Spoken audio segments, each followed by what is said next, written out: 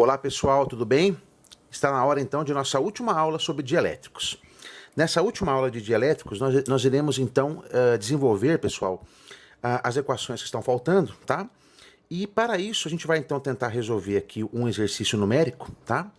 E nesse exercício numérico você vai, além de poder chegar nas equações que estão faltando, você vai poder também fixar as equações que nós já vimos também, tá? É sempre bom fazer contas com números, né? E não só apenas com letras. Assim você pode enxergar melhor o que está acontecendo, tá? Então aqui nós temos um capacitor, tá, pessoal? As unidades, tá? A gente omitiu, tá? Então aqui nós temos um capacitor que está no vácuo. Esse capacitor, então, possui uma carga inicial de 60 unidades, né? Ele está carregado com essa carga. A distância entre as placas é 1 e a área das placas é meia unidade de área, tá, pessoal? A gente colocou aqui o epsilon 0, tá, pessoal? O epsilon do vácuo como sendo 2. A gente sabe que o valor não é esse, tá? Mas vamos utilizar esse valor aqui só para facilitar as contas, tá ok?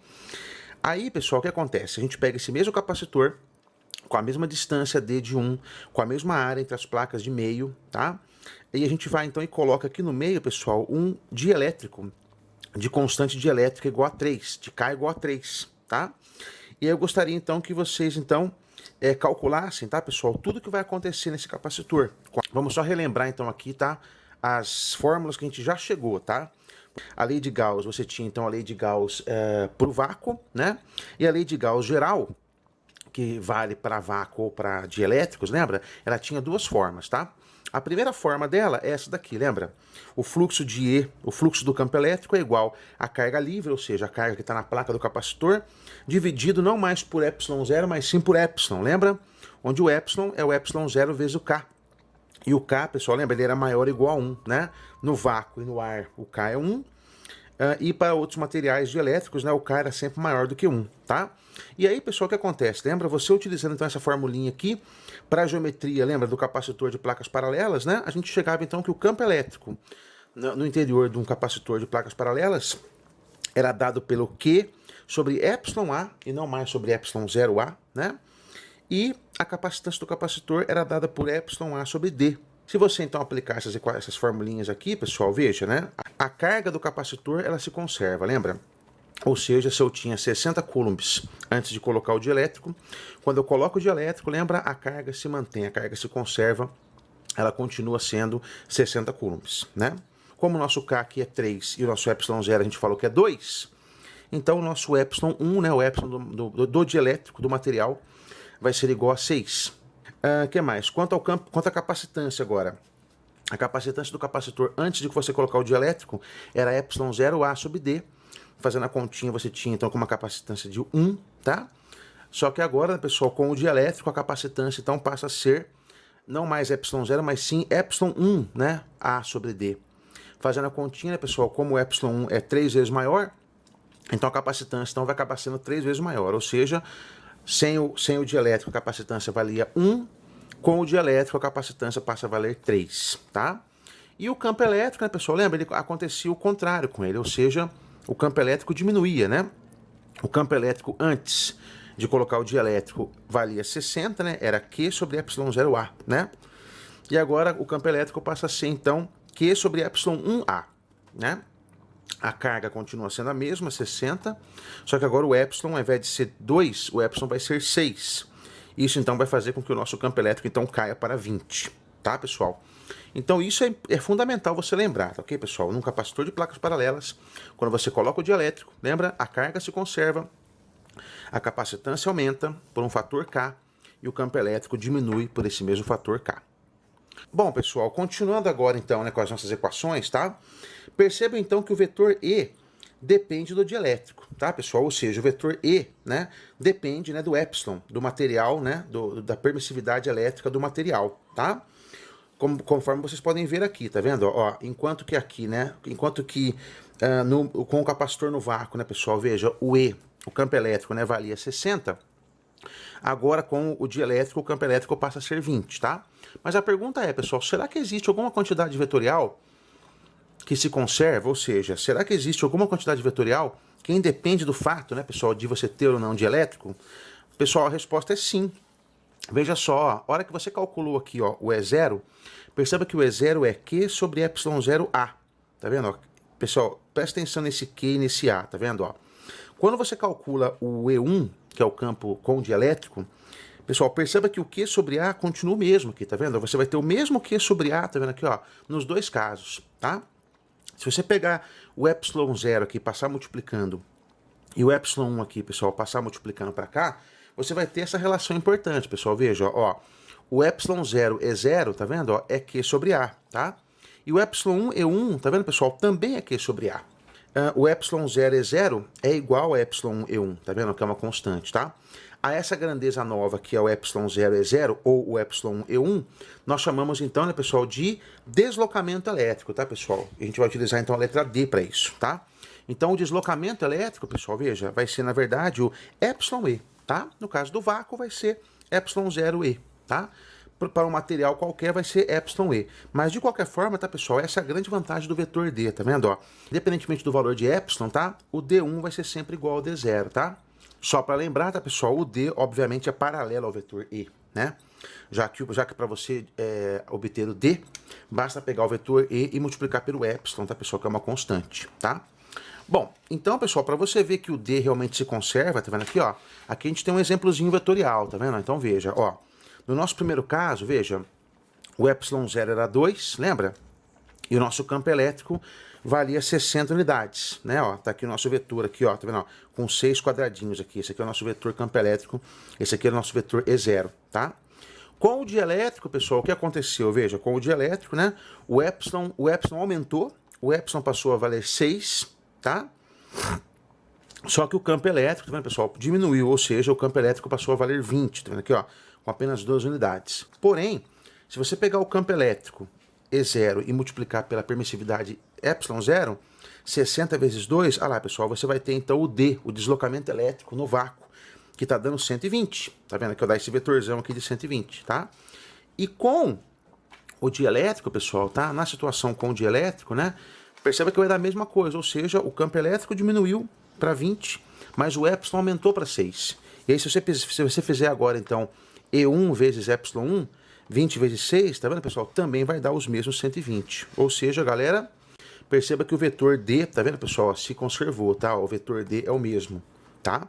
Ou seja, enquanto o E depende do material, o D, tá, pessoal, que é o epsilon E, tá?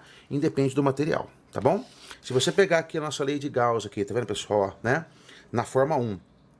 Se você pegar o epsilon que está aqui dividindo, ó, e passar o epsilon multiplicando, tá vendo aqui, ó, e enfiar esse epsilon dentro da integral, você vai chegar nessa forma aqui, pessoal, ó, a integral, né, o fluxo de epsilon E escalar dA é igual a carga livre, só que o epsilon E é a mesma coisa que o D. Portanto, pessoal, o fluxo de D é igual a Q. Ok, pessoal? Ou seja, né, essa aqui é a lei de Gauss, tá vendo, para o deslocamento elétrico, tá? A gente já viu, então, que para um capacitor de placas paralelas, tá, o nosso D, tá, pessoal, é Q sobre A, lembra? É a carga que você tem no capacitor, tá? Dividido pela área. O D, como ele é proporcional à carga, tá vendo, pessoal? Então, o D é como se fosse a nossa excitação. Ou seja, né? A gente vai excitar, então, esse capacitor ali com uma certa carga, tá? E a nossa resposta a essa excitação, tá vendo? É o campo elétrico, tá? Então, o que vai acontecer, pessoal? Tá vendo, ó? No caso, então, do vácuo, né? Onde você tem o epsilon 0, tá vendo, ó? Quanto mais você aumenta, né, a carga do capacitor, tá vendo, né? E, portanto, quanto mais você aumenta o D, né, mais você vai aumentando o campo elétrico, tá vendo, ó? Essa relação aqui, ela é linear, ó que legal. Essa relação é linear, tá vendo, ó, né? E o coeficiente angular dessa reta aqui é 1 sobre o epsilon 0, tá? Agora, se eu colocar um material, por exemplo, dielétrico, né, que tem o epsilon um pouquinho maior, o que vai acontecer, pessoal, tá vendo? Conforme você vai aumentando o D, tá vendo, ó? O campo elétrico também aumenta, só que ele aumenta menos, tá? Ou seja, né, para o mesmo valor de D, tá vendo, ó? O campo elétrico vai ser menor, né, tá vendo, com o dielétrico do que com o vácuo, tá? Para um material 2 aqui, que vai ter uma permeabilidade epsilon 2, tá vendo? Maior ainda, tá vendo? Ó? A gente vai ter uma reta, tá vendo? Né? Uma reta com um coeficiente angular menor ainda, tá? E finalmente, né, pessoal, se for o caso de um metal, tá vendo? Lembra? No metal, né? As cargas induzidas, lembra? Elas são tão grandes, né? Que elas se igualam às cargas livres, lembra? E aí dentro do metal o campo elétrico ele vai abaixar tanto que ele vai ser 0, tá? E aí você vai ter esse gráfico aqui, tá vendo? Você pode aumentar o D o quanto for, né? Que o campo elétrico sempre vai ser 0, tá? Na forma 2, como nós vimos também nas aulas anteriores, tá? O fluxo do campo elétrico, ao invés de ser, lembra? A carga, que continua sempre a mesma, só a carga livre, né? sobre epsilon, a gente reformava o epsilon, lembra? Agora a gente faz o contrário, a gente deixa o epsilon zero lá mesmo, no lugar dele, e troca a carga livre, lembra? Pela carga total, que é a carga livre mais a carga induzida, tá? Não se esqueçam que a carga induzida tem sinal contrário ao da carga livre, ok? Se você agora pegar esse epsilon zero aqui e passar multiplicando para o lado de cá, e enfiar o epsilon zero multiplicando dentro da integral, nós chegamos nessa relação importante, que o fluxo de epsilon zero e, escalar dA, isso aqui é sempre igual a carga livre mais a carga induzida, tá? Bom, pessoal, agora aqui a gente vai então introduzir um novo vetor também, tá? Veja só, aqui nós temos nosso velho capacitor, tá? Esse capacitor possui uma carga livre positiva na placa de cá. Quando você coloca o dielétrico, veja só, aparece uma carga induzida, né, negativa, lembra, superficial aqui, ó, que vai tender a diminuir essa carga livre quando você colocar uma superfície gaussiana aqui, tá? Aí você vai ter o vetor E, lembra que é o vetor campo elétrico, o vetor D, que é o vetor de deslocamento, que é epsilon E, e a gente vai ter também, pessoal, um vetor P, que é o chamado vetor polarização. O fluxo de D nos dá a carga livre, o fluxo de P, com o sinal trocado, nos dá a carga induzida, né? E o fluxo de E, né, pessoal, né, nos dá ou a carga livre sobre epsilon ou a carga total sobre epsilon zero, né? Depende do formato da lei de Gauss que você use, tá? E agora aqui, pessoal, vamos trocar então a carga livre pelo fluxo do vetor D. Vamos trocar, né, pessoal, a carga induzida por menos o fluxo do vetor P, tá certo? Não, aí você continua fazendo as continhas aqui, ó, né? Como aqui você tem uma subtração de duas integrais de superfície, né? Podemos juntar numa integral de superfície só. Então nós ficamos então que o fluxo de epsilon zero E é igual ao fluxo de D menos P, tá, pessoal? Ou seja, né, galera, quando que duas integrais de superfície são iguais, né? Quando os integrantes forem iguais, ou seja, igualando os integrantes, nós ficamos então com mais uma expressão, pessoal, que é epsilon zero E é igual a D menos P, tá? Isolando D, tá ok, pessoal? O vetor de deslocamento é epsilon zero E mais P.